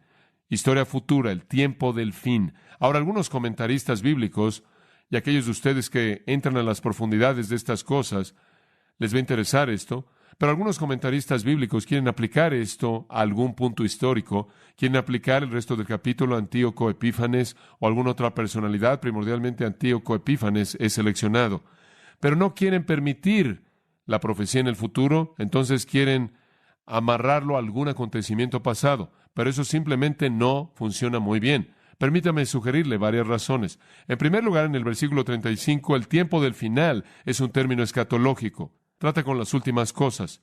En el versículo 40 comienza, pero al cabo del tiempo, refiriéndose al tiempo del final. Y ambos usos de esa frase indican un punto futuro de los últimos días. En segundo lugar, el espectro de la profecía va más allá simplemente de la era persa y griega. El ángel dijo esto en el capítulo 10, versículo 14. Ahora vengo para hacerte entender lo que vendrá sobre tu pueblo en los últimos días. Entonces, desde el comienzo mismo, la profecía se dijo que se iba a extender mucho más allá que tan solo tiempos persas y griegos. Además, podemos seguir con un detalle absolutamente minúsculo toda la profecía hasta el versículo 35, pero después de eso no tenemos datos históricos que puedan relacionarse con lo que sucede del versículo 36 al 45, ciertamente no en la vida de Antíoco Epífanes. Observe también en el versículo 36, dice, cerca del final del versículo, todo esto va a prosperar hasta que la indignación sea cumplida. Ahora, la indignación que debe ser cumplida de manera completa simplemente significa el derramamiento final de la ira de Dios, y eso demanda los últimos días. De hecho, la indignación es casi un término sinónimo con la tribulación. Además, la descripción del gobernante en este pasaje, de manera absoluta, detalle a detalle, es un paralelo de otros relatos de las Escrituras del Anticristo, También, capítulo 12, versículo 1, nos dice que en ese tiempo Miguel se levantará y será un tiempo de aflicción como nunca jamás lo ha habido desde que hubo una nación, inclusive hasta ese tiempo. En otras palabras, está por venir un tiempo que será peor que cualquier otro tiempo en la historia del hombre. Y el versículo 2 será seguido por la resurrección. Ahora, ese tiene que ser el tiempo final. Además, las últimas 3 revelaciones en el libro de Daniel han cerrado con una palabra acerca del anticristo. Es apropiado que ésta siga ese mismo patrón. Únicamente quería que usted supiera que hay razones por las que interpretamos esto en relación con el anticristo. Y entonces saltamos miles de años de historia hasta el gobernante mundial final. 3 cosas vamos a ver acerca de él en esta noche: su naturaleza, su conflicto, su condenación. Si usted lee esto, podría haberse confundido por ello, pero realmente no es tan difícil. Avancemos a lo largo de esto y veamos lo que dice. Primero, su naturaleza. ¿Cómo será él? Y ya hemos visto varias veces en Daniel, y Daniel edifica sobre el pasado. Y el rey simplemente lo llama el rey. Hará su voluntad y se engrandecerá sobre todo Dios, y contra el Dios de los dioses hablará maravillas y prosperará hasta que sea consumada la ira, porque lo determinado se cumplirá. Ahora, la mayoría de los estudiantes bíblicos lo han llamado en este versículo el rey voluntarioso, el rey que hará según su voluntad. Este personaje en particular recibe varios títulos en la Biblia. En Daniel 7, él es llamado el cuerno pequeño.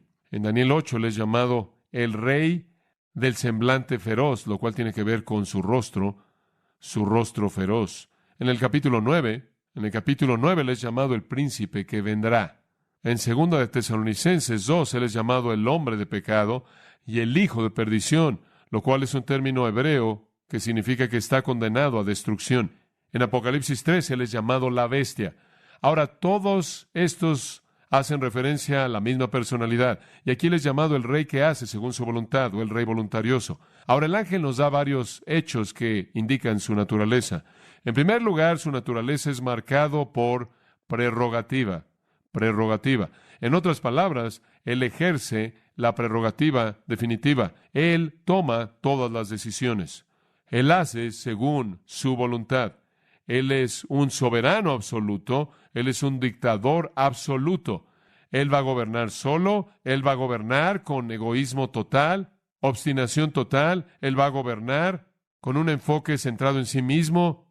Y tras bambalinas, moviéndolo todo esto, es Satanás mismo. Un escritor dijo que él vendrá al mundo con el bautismo del infierno. Él va a tener cooperación total por parte de los demonios. Él va a establecer una monarquía absoluta mundial, y sus credenciales para poder cumplirla serán su capacidad de hacer señales y milagros poderosos para engañar a la gente. Él literalmente gobierna el mundo.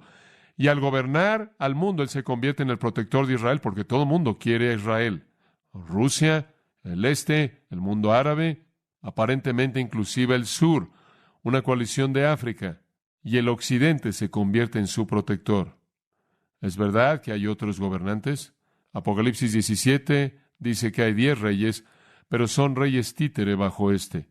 Apocalipsis 13 dice que él tiene a un colega llamado el falso profeta, pero el falso profeta simplemente hace lo que él quiere. Dice usted, bueno, ¿qué hay acerca de los reyes del sur que lo atacan?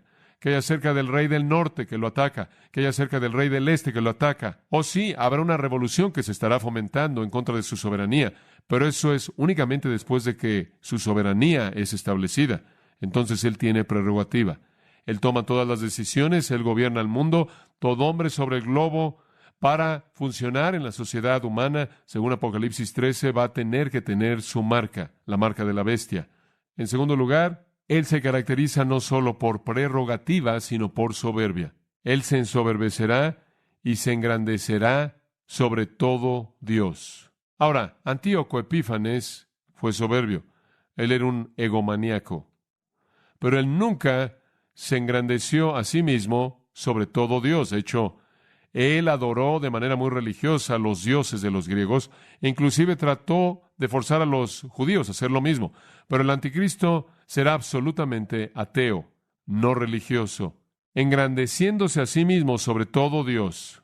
Pablo presenta este mismo punto en 2 de Tesalonicenses 2. Él dice, se opondrá y se exaltará a sí mismo sobre todo aquello que es llamado Dios o aquello que es adorado, de tal manera que como Dios se siente en el templo de Dios, mostrándose a sí mismo como Dios. Ahora hay egoístas y hay egoístas, pero este hombre se sienta en el templo diciéndose a sí mismo que Él es Dios y es el egoísta de todos los egoístas. Y por cierto, notará que dice, y se engrandecerá sobre todo Dios. Pablo dice que Él se opone a todos los dioses y a toda forma de adoración. Y Pablo usa un participio. Él es el que se opone o Él es el adversario. El nombre mismo de Satanás se le atribuye a Él. Y eso lo liga con el que está detrás de Él. Él es el exaltador de sí mismo. De nuevo, en 2 de Tesalonicenses, Pablo es un participio. Él es el que se exalta a sí mismo, y ese mismo verbo es usado 2 veces en 2 de Corintios 12, en donde dice, engrandezca sobremanera. Él se exalta a sí mismo y se opone a sí mismo a cualquier otra forma de religión, a todo lo que se llama Dios, todo lo que es adorado, toda deidad, toda imagen, todo altar, todo toma un segundo lugar junto a Él. Por un tiempo la Biblia nos dice que Él tolerará la religión y después de pronto Él simplemente la consumirá en su totalidad. Él devora, ¿no es cierto? La iglesia falsa en Apocalipsis 17, cuando la Biblia dice que Él consume a la ramera, la iglesia falsa. Él permite que Israel exista en su templo y después, repentinamente, a la mitad de la tribulación, Él devasta el lugar. Él vuelve a cometer la abominación desoladora y profana el templo y el pueblo santo y comienza a matarlos. Y antes de que Él acabe, 2 de cada 3 judíos morirán. Entonces, Él llega al lugar en donde Él se coloca a sí mismo como el Dios de dioses, ahí en el templo, y habla grandes cosas. Y eso nos lleva a la tercera cosa. Él no solo es soberbio, Él es profano. Dice, y contra el Dios de los dioses hablará maravillas. Él es un blasfemo sin paralelos. Y en Apocalipsis capítulo 3 encontramos lo mismo. Él blasfemará en maneras que no tienen precedente. Estoy pensando en un par de versículos ahí, creo que es el versículo 5 y 6. Se le dio una boca que hablara grandes cosas y blasfemias, y Él abrió su boca para blasfemar en contra de Dios, para blasfemar su nombre y su tabernáculo y aquellos que moran en el cielo.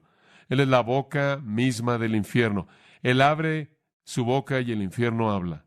Él es profano. Inclusive Él trata de cambiar las leyes morales de Dios. Daniel 7:25 dice, Él inclusive trata de cambiar los estándares que Dios ha establecido. Y por cierto, cuando dice que Él hablará cosas maravillosas, ese es un participio muy interesante en el hebreo, que significa que Él hablará cosas que son increíbles. En otras palabras, hay algo único aquí. Él será más blasfemo que cualquier otra persona. Su blasfemia será única para sí mismo. Él llegará tan lejos, Él blasfemará a Dios a un grado de insolencia y un grado de exaltación personal, más allá de lo que cualquier persona jamás ha hecho. Supongo que podríamos hacer la pregunta en este punto, ¿por qué Dios le permite hacerlo? ¿Por qué Dios lo tolera? Y la respuesta es porque es parte del proceso purificador de purificar al pueblo de Dios Israel. Y por cierto, Dios únicamente lo permite por un tiempo corto. Dice en Apocalipsis 3, únicamente por 42 meses. Realmente puede cumplir esto, únicamente por 3.5 años, simplemente la mitad de la tribulación. Y dice al final del versículo 36 también, pero Él prosperará únicamente hasta que sea consumada la ira, únicamente hasta que se acabe el desarrollo final de la ira de Dios. Dios coloca un límite de tiempo.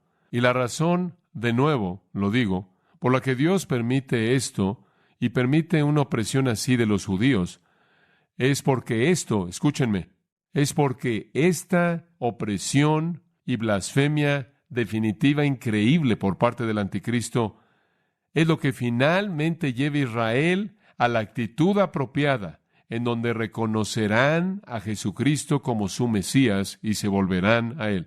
Y la Biblia nos muestra que nada menos que esto hará eso. Versículo 37.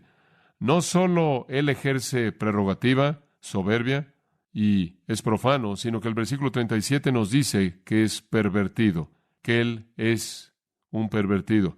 Y el ángel nos muestra 3 cosas que normalmente los hombres estiman como algo preciado, las cuales son simplemente respuestas normales, naturales de la conducta humana, pero no para él. Él es pervertido en las áreas más básicas de conducta humana. En primer lugar, del Dios de sus padres no hará caso. Los dioses de sus padres debe ser plural. Y la razón por la que sabemos que es plural dioses, porque el singular es usado 2 veces en las siguientes pocas palabras. Y entonces, usando el plural, se está refiriendo en contraste a un Dios, a muchos dioses. Él ni siquiera considera la religión tradicional, la adoración tradicional de sus padres. Ahora observe esto. Él no tiene una perspectiva apropiada de la familia. ¿Recuerda usted cuando Pablo dijo, en los postreros días los hombres no tendrán afecto natural? Y él usa un término griego que tiene que ver con amor familiar. En otras palabras, en los postreros días, en los últimos días, la familia se desmoronará, la familia se va a destruir, la gente ya no se va a preocupar por sus familias, no van a tener respeto hacia los padres, no van a tener respeto hacia su legado, no van a tener respeto hacia las tradiciones de sus padres, no van a tener respeto hacia las creencias que se les han transmitido. Este es ese tipo de hombre. Él no tiene respeto en absoluto, no tiene afecto natural, no tiene amor familiar hacia aquellos que fueron sus ancestros. Los hombres normalmente tienen una afinidad hacia los dioses de sus padres, un respeto hacia los dioses de sus padres, sus ancestros, algún sentido de respeto. No él. Él no tiene amor familiar normal. En segundo lugar, esto es muy interesante, ni él respeta, ni él tiene interés del amor de las mujeres. Ahora, esta es una frase muy difícil de interpretar. Podría significar que él es un homosexual. Es muy posible que ese es el significado. Él no tiene un deseo normal hacia las mujeres. Él no tiene capacidad de amar a una mujer. Él no tiene interés en amar a una mujer. Algunas personas creen que significa que él no tiene nada de la gentileza, no tiene nada de la amabilidad. Él no valora nada de aquello con lo que las mujeres contribuyen a la sociedad y dan a sus hijos. Algunos otros comentaristas han pensado que significa que a él no le importa el Mesías, que el deseo de la mujer es una especie de título, que las madres judías usaban para hablar del Mesías. En otras palabras, el deseo definitivo de una mujer judía era dar a luz al Mesías. Pero realmente creo que esa interpretación no es parte del contexto aquí. ¿Por qué se nos presentaría este elemento judío? No podemos distinguir al anticristo porque él no tiene deseo hacia el Mesías. Muchas personas no tienen eso.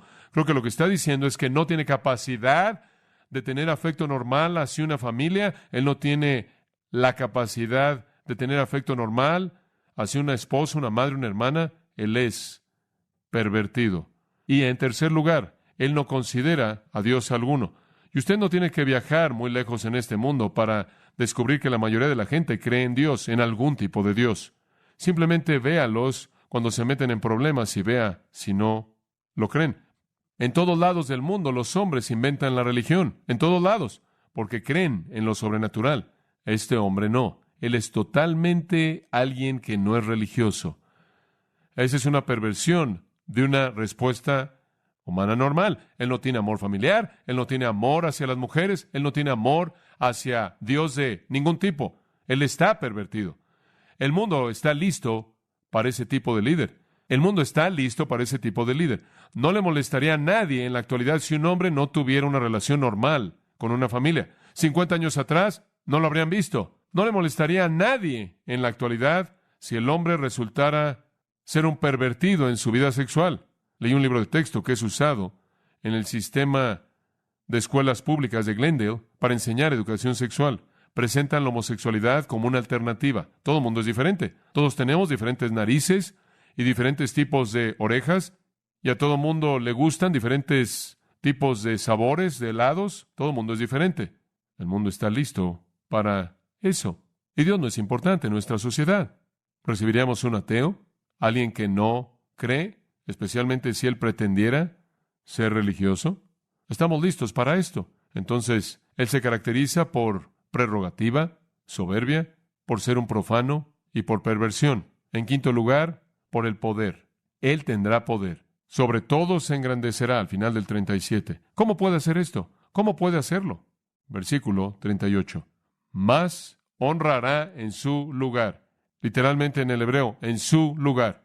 ¿Lugar de qué? Deseos humanos normales hacia la familia y las mujeres y Dios.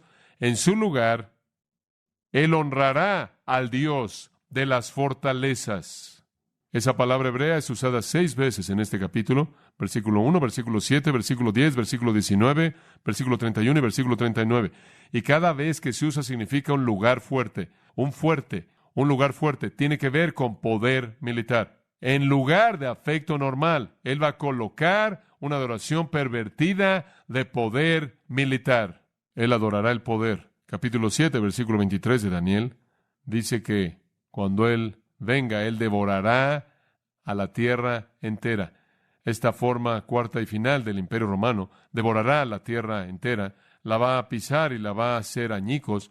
Hombre, Él va a tener poder. Esa es la razón por la que Él puede magnificarse a sí mismo sobre todo, porque Él va a tener poder militar. Sin duda alguna, Él va a tener la intimidación de armas nucleares.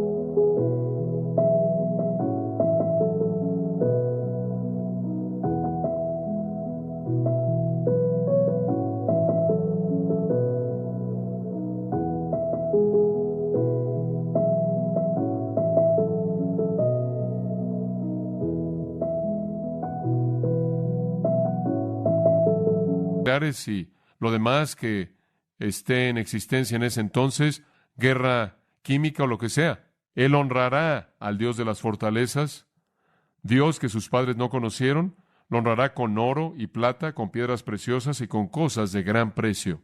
En otras palabras, todo lo que era de valor que sus padres le daban a sus deidades, todo lo que era de valor, lo colocaban a los pies de sus dioses. Entregaban su oro, su plata, sus piedras preciosas, sus cosas deseables, cosas preciadas a sus dioses. Pero Él toma toda su plata, todo su oro, todas las piedras preciosas, todas las cosas deseables para construir una máquina de guerra. Un Dios que sus padres no conocieron, Él va a honrar. Y es el Dios de las fortalezas. Y la guerra es cara, ¿no es cierto? Podría ser que Él captura las riquezas del mundo para comprar su máquina de guerra. Versículo 39. Con un Dios ajeno se hará de las fortalezas más inexpugnables. Y el Dios ajeno es el Dios de la guerra, la máquina de guerra. Y atacará las fortalezas más inexpugnables, y colmará de honores a los que le reconozcan, y por precio repartirá la tierra. Esto es muy interesante. Permítame leerle la traducción literal. A aquellos que lo reconozcan, Él va a honrar mucho. Y va a hacer que gobiernen sobre muchos, concediéndoles tierra como recompensa. Él va a tomar la tierra y después, para asegurarse de que Él mantenga el control de ella, a toda persona que lo honre, Él les va a dar una parte grande de la tierra. Él va a dividir su botín. Él va a dar 2 cosas: posiciones de liderazgo y posesiones de tierra. Él va a hacer que gobiernen, versículo 39, y dividirá la tierra para darles su recompensa. Entonces lo que Él hace es que aquellos que Él conquista los obliga con Él mismo y de esta manera mantiene la lealtad de ellos. Este es el que va a gobernar el mundo. Y Él lo va a dividir y se va a ver también: tú cooperas conmigo y te voy a dar el gobierno de tu tierra, te voy a dar algo de independencia, te voy a dar el territorio. Y Él va a estar sentándose encima del montón entero. Hombre, es impresionante cuando usted piensa a dónde está tratando de llevarnos el comunismo en la actualidad, al lugar en donde de manera total controla al mundo entero. Y si usted cree que el comunismo es un sistema en el que se comparte todo, usted está mal. El comunismo es la dictadura definitiva. Entonces vemos su naturaleza. En segundo lugar, su conflicto. Versículo 40. Él va bien. Él está sentado en el montón, gobernando a todos. Probablemente estamos en los primeros 3.5 años de la tribulación, aunque es difícil identificar todas estas cosas en la profecía de Daniel. Y Él está teniendo un gran tiempo dominando al mundo. En este punto Él permite que la iglesia falsa exista. Él permite que Israel tenga ciertas libertades. Él protege a Israel. Él tiene al mundo bajo su dominio. Versículo 40, entonces el conflicto comienza. Pero al cabo del tiempo, el rey del sur contenderá con él. Y el rey del norte se levantará contra él como una tempestad, con carros y gente de a caballo, y muchas naves. Deténgase ahí. ¿Sabe lo que es eso? Esa es una revolución. Hasta ahora todo ha estado bien. Pero mantener unido a un imperio global tan grande es algo imposible. Inclusive el infierno no lo puede lograr. Inclusive el infierno no puede cooperar consigo mismo. Y el sistema infernal comienza a desintegrarse. El anticristo ha llegado de manera pacífica. Él quizás ha resuelto los problemas en el Medio Oriente. Él se ha convertido en el protector de Israel y después todo comienza a desmoronarse. Hay una rebelión. El tiempo del fin, creo yo, será durante la tribulación. Y conforme usted llega a la mitad de la tribulación, comienza a suceder. El rey del sur, algún ejército africano, más grande que tan solo Egipto, pero quizás involucre Egipto, una masa de gente entra. Me apresuro a añadir que poco a poco, parte por parte, poquito a poquito, con unas cuantas excepciones, África ha sido objeto de una conquista total. Y están uniendo las partes y ciertamente en el tiempo final, si quieren ese lugar estratégico en particular de Israel, van a tener que involucrarse en la batalla. Entonces, esta gran confederación del sur empuja, y la palabra contenderá o empuje es una palabra que significa empujar como una cabra o atacar. Después dice el versículo 40, y el rey del norte se levantará contra él como una tempestad. Ahora, aquí hay una fuerza grande, masiva del norte, y son más poderosos que el sur. Observe Ezequiel 38, y únicamente le voy a dar esto rápidamente y vamos a concluir. Pero Ezequiel 38, y creo que usted va a ver esto como algo fascinante al ver cuán precisa es la profecía de Dios. Ezequiel 38 nos habla del ejército ruso que viene, el rey del norte, y nos dice varios detalles. Versículo 8 dice, después de muchos días serás visitado, esto es Israel, en los últimos años vendrás a la tierra. Ahora, cuando el rey del norte desciende, Israel ya estará en la tierra. El versículo 11 dice, no solo estarás en la tierra, sino que será una tierra de aldeas sin muros. La gente que esté reposando, que mora en seguridad sin muros o puertas. En otras palabras, Israel estará en la tierra y será un tiempo de paz. Así es en los primeros 3.5 años de la tribulación. El anticristo se convierte en el protector. Él hace un pacto, Daniel 9 dice eso, durante 7 años. Y él inicialmente les da paz. No construyen muro alguno, bajan sus defensas, son protegidos por este gran gobernante mundial. Están en la tierra el tiempo de paz. Versículo 16 nos dice que será, a la mitad del versículo, será en los postreros días. Muy bien, en los postreros días, cuando Israel está en la tierra, en un tiempo de paz, ¿qué va a suceder? De regreso al versículo 2 del 38, pon tu rostro hacia Gog, la tierra de Magog, el principal de los príncipes de Mesec y Tubal. Nombra a lugares antiguos. Estos son importantes. Estos son nombres antiguos de gente que vivió en la parte norte de Mesopotamia y en la región de las montañas del Cáucaso, la cual es Rusia moderna. No hay duda alguna acerca del hecho de que este es el área rusa. Observe el versículo 6. Coloca en la esquina y a todas sus huestes la casa de Togarma del área del norte. Versículo 15. Saldrás de tu lugar de las partes del norte. Capítulo 39, versículo 2. Hará que subas de las partes del norte. La palabra hebrea aquí, escuche esto, es del norte extremo. No norte cercano, sino norte lejano. Esa distinción es hecha. El norte lejano de Israel solo es una cosa, Rusia. Y cuando Rusia viene, ella no vendrá sola. Versículo 5. Persia, ¿qué país es Persia? Irán. Cus, el cual es el nombre antiguo de Etiopía. Put, el cual parece ser Libia antigua. Y lo que nos dice es que estas son representantes de una alianza árabe. Algunas de las naciones árabes van a estar descontentas bajo el poder del anticristo y la alianza occidental, y se van a unir con Rusia y van a venir en contra de él en el Medio Oriente. Con carros, dice en el versículo 40, de regreso a Daniel 11, con carros, hombres de a caballo, muchas naves. Claro que vendrán con una contraparte moderna, todas las fuerzas que tienen. Y él, ahora estamos hablando a través del anticristo y vamos a seguir esto hasta el final. Y él entrará por las tierras e inundará y pasará. ¿Qué está diciendo eso? El anticristo gana. 1/6 de ellos quedarán. Eso es todo. Se retirarán de regreso al norte. Esto es la historia. Simplemente no ha sucedido, pero sucederá. Y después de que él pasa, versículo 41, observa esto, habiendo derrotado al rey del sur y derrotado al rey del norte, el ejército africano y el ejército ruso y sus aliados árabes, entrará a la tierra gloriosa. ¿Qué es eso? Eso es Israel. Eso es Israel. Y muchas provincias caerán, mas éstas escaparán de su mano, Edom y Moab, y la mayoría de los hijos de Amón. Esto es tan impresionante. ¿Por qué el Señor mete eso ahí? Simplemente porque Dios es tan preciso.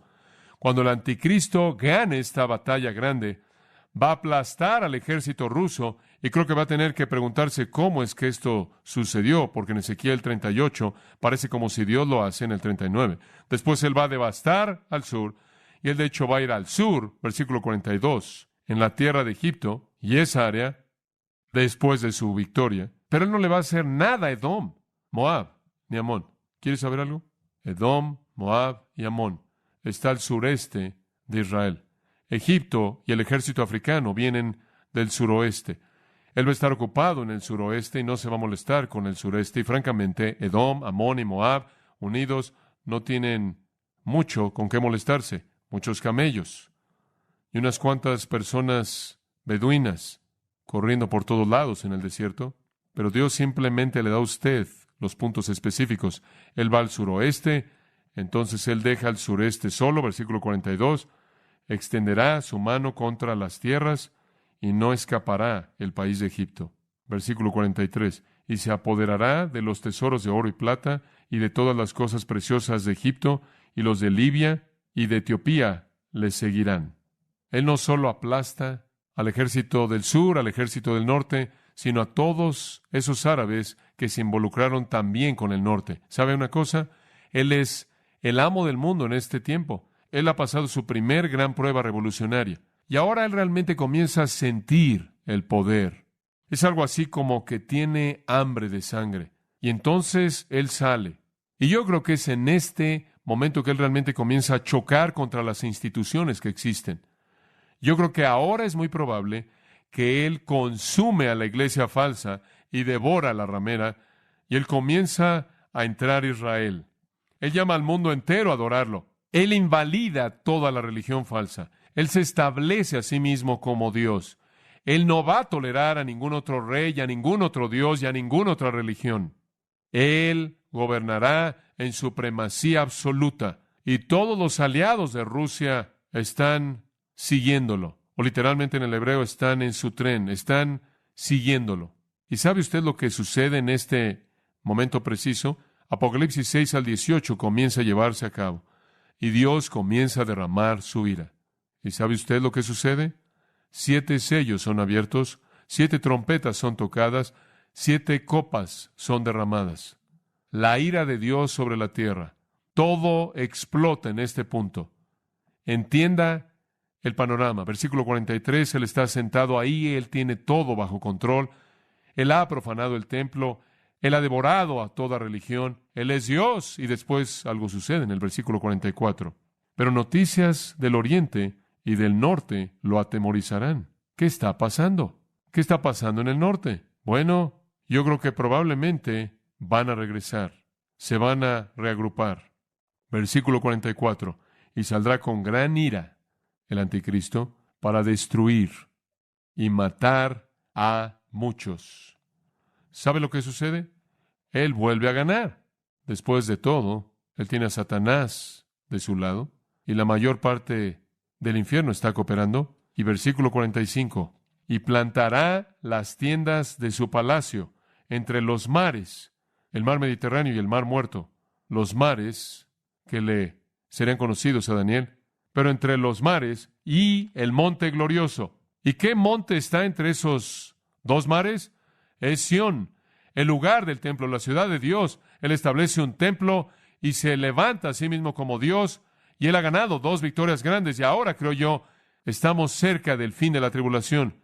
Para este tiempo Israel está devastado. En estas batallas Israel ha sido aplastada. 2 de cada 3 están muertos. ¿Se acabó? ¿Es esa la manera en la que la historia termina? Observe el final del versículo 45, el tercer punto, su condenación. Más, me gusta esa palabra, ¿no le gusta a usted? Más, Él llegará a su fin y no tendrá quien le ayude. Eso es lo único que dice. ¿Quiere saber cómo sucede? ¿Cómo llega a su fin? Le voy a decir cómo sucede. Tan pronto como Él termine con su parte del Armagedón y el baño de sangre en el que Él es victorioso, la Biblia dice en Apocalipsis 19 que Jesucristo sale del cielo con una espada saliendo de su boca. Y la Biblia dice que Él será matado con la espada que sale de la boca de Jesucristo. Como puede ver, Él no es adversario alguno cuando Él se enfrenta al verdadero Rey de Dios. Él pudo haber sido un adversario formidable para el Rey del Norte, el Rey del Sur y el Rey del Este, pero Él no es adversario alguno para el Señor Jesucristo. ¿Sabe lo que le sucede a Israel en todo esto? Israel está en el punto más profundo de tristeza, el punto más profundo de sufrimiento, el punto más profundo de humillación en toda su historia, y es en este punto mismo que mirarán a aquel a quien traspasaron y son redimidos. Yo creo que ya han tenido a sus 144,000 judíos especiales dándoles el mensaje a lo largo de estos 3.5 años, y finalmente lo oyen. Cierro con esto. 3 lecciones principales. Por cierto, si quiere saber lo que sucede después de que Cristo viene, regrese la semana próxima. Ese es el capítulo 12. Esa es la mejor parte. Pero escuche, 3 lecciones grandes. Ahora escúchelas. Número 1, Dios controla todo. ¿No es eso maravilloso? Todo, toda la historia, bajo el control de Dios.